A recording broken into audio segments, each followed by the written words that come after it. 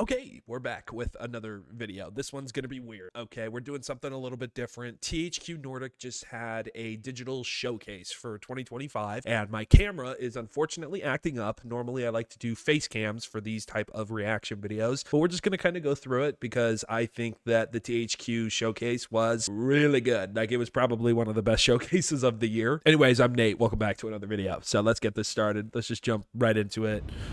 We're going to lower this down here. One of the first things they showed was Neighbors I almost said fucking Subaru. Neighbor Suburban Warfare. And I'm just going to skip ahead because this is the pre-show and I don't really care for it. I'll leave the showcase in the description in case you do. Okay, so one of the first things they did here was this. They revealed the new SpongeBob game, and it's Titans of the Tide, I think. And it looks like you get to be able to switch between playing as Patrick and SpongeBob, Patrick or SpongeBob, whoever you play as or whoever you don't play as. Jesus, man. They're like this little ghost thing. It kind of looks like the Mario and Rabbids thing, but my cat is going fucking ballistic. I don't know if you guys can hear her. I apologize. Now, this game was leaked for a while because there's a new SpongeBob movie coming out with the Flying Dutchman, and I think there's like a new voice actor, but this game actually looks really good. Some of the platforming that they showed, I'll just mute it here for a second, is really cool. Some of the level designs here look fantastic, especially compared to the last SpongeBob game we got. I didn't hate it. I did a review for it on the channel. I just didn't think it was as good as Rehydrated, but I still thoroughly enjoyed it. And this right here, that the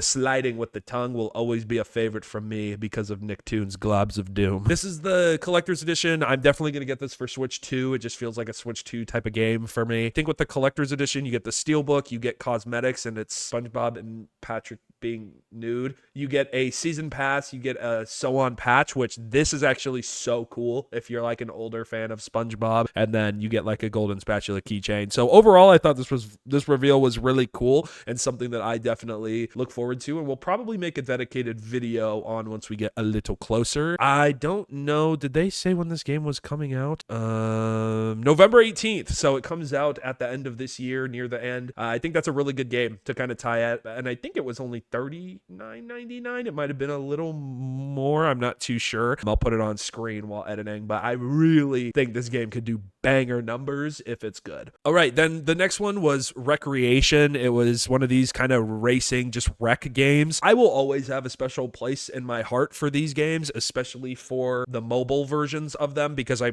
remember playing them so much as a kid on my dad's phone while he was at work and I was just with him. I will always love the just action here, and I think it's, you know, it's good for younger boys especially, but girls love cars now too, so that's fucking dope. I think it's really cool for both. But after that, we got this really cool, it's Tides of Tomorrow. It's from the people that made Road 96. If I remember correctly, and we'll kind of skip through it here, this game is like a co-op game to a certain extent. So you get to see like these shadows of other players and their decision. It's a multiplayer story is what they call it. They say throughout the trailer that other players' decisions will impact your game, which sounds interesting. It definitely sounds like a grief fest, but I really like this feature where it's almost like you get to follow another player's choices and figure out what they did and how they played, and then you have to deal with the consequences. So it'll be interesting to see how that shapes the game. And then to kind of steamroll here, we got another car kind of wreck fest. It's Wreckfest 2, I believe. And then we got this game, Sacred 2 Remastered. This is what it looks like. I think this kind of looks like a PS1 game, but you know what? It looks pretty charming in that old kind of RPG on a dying laptop type of way. Now, this game I thought looked really cool. This is The Eternal Life of Goldman, and it's kind of in that like hand-drawn kind of like Cuphead art style, which I actually am surprised more games aren't doing. The dialogue for this trailer in particular looked really good and interesting. I like the voice acting, so I'll be quiet for a second. He had a lot of dreams. and it turned out I had dreams of my own. Father, when can I leave to be on my own? I've got the whole world to see. Yeah, so this game, I remember when I was watching it, the chat was saying a child abuse simulator, and I shouldn't have laughed as much as I did when I saw that. Wish list game. So if you like the way that game looked, then we got Titan Quest 2, which is another Diablo looking game. I've never played these. I don't even think I've heard of these games. So I'm just moving on. Obviously, if you're a fan of Titan Quest, there you go. You're getting a sequel. Okay, and then we got this kind of life sim looking game. It looks like a life sim family tree thing. I don't know. I'm not a big Sims gamer, but I mean, if I was, I think this would look really cool, especially from a historical standpoint, but again, that's just not really my vibe. We then got something that I was not expecting, the Gothic remake. I think this was rumored for a little bit. I've been wanting to play the original games, but I never really felt like I had the time or the reason to. It's just one of those game series that sits in my backlog, so I think this is actually pretty exciting. And like the actual gameplay here looks really good. Like this all looks really cool. It's giving like Oblivion and Skyrim, kind of like Elder Scrolls. So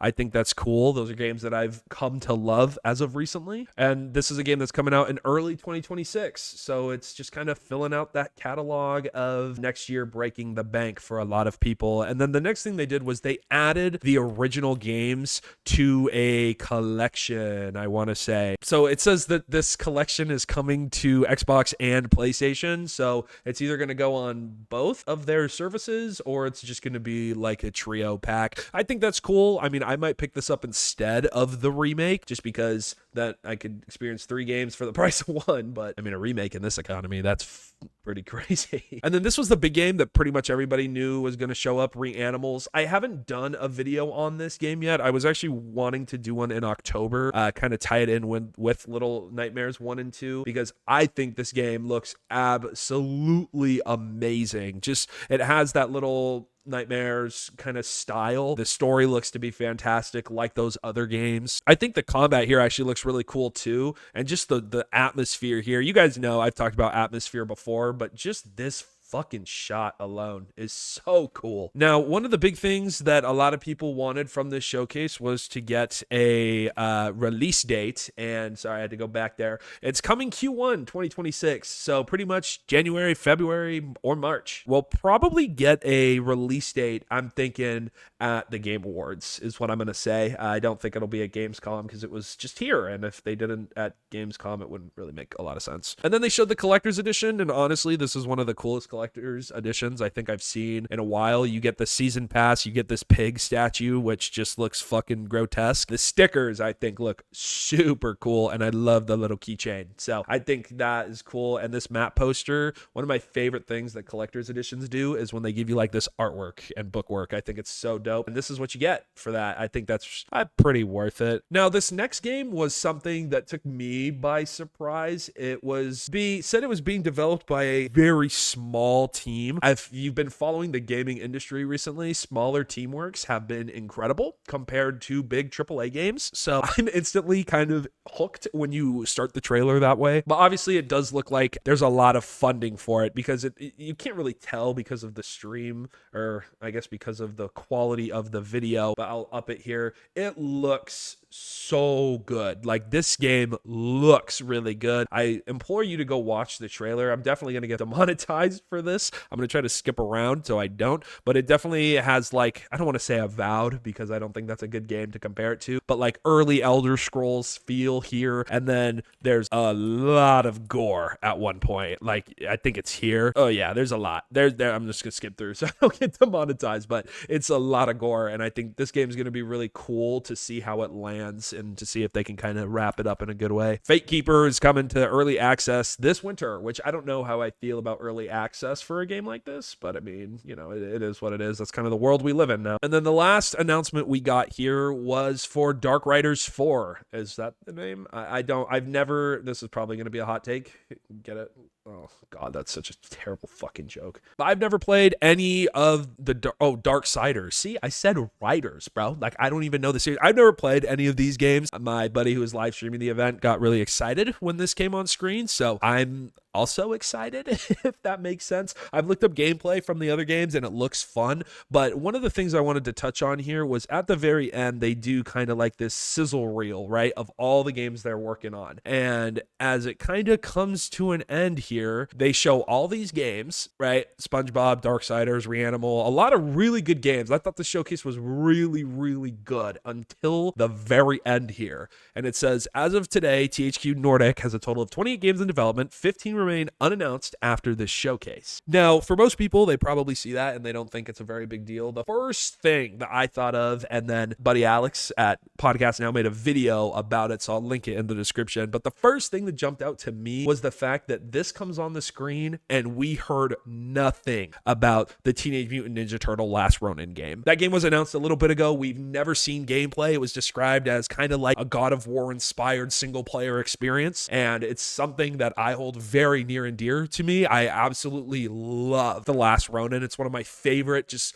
comic stories and really media pieces of writing in my life. I love that story so much. To not see it here and to say that there's 15 remaining unannounced after this showcase, there's 13 here. So that makes me a little nervous for the Last Ronin game. Now, I don't think it's canceled because I think we would have heard about it by now, but I do think that that doesn't bode well for the game. I'm not going to say much until it is either confirmed. I think there was an interview with somebody that they said that they were still working on it and it was just taking more time than they thought, which is fine by me. Take as much time as you want on that game, but please do not screw it up. But anyways, that's my thought on the THQ Nordic showcase. Let me know what you think in the comment section down below. If you watched the showcase, if you enjoyed it, what your favorite thing was. If you're also nervous for The Last Ronin, I would love to know if I'm not the only one. Check out the showcase in the description down below. Check out my buddy Alex's video as well on The Last Ronin. Thank you guys for watching. This has been Nate, and I will see you guys in the next video. Peace out.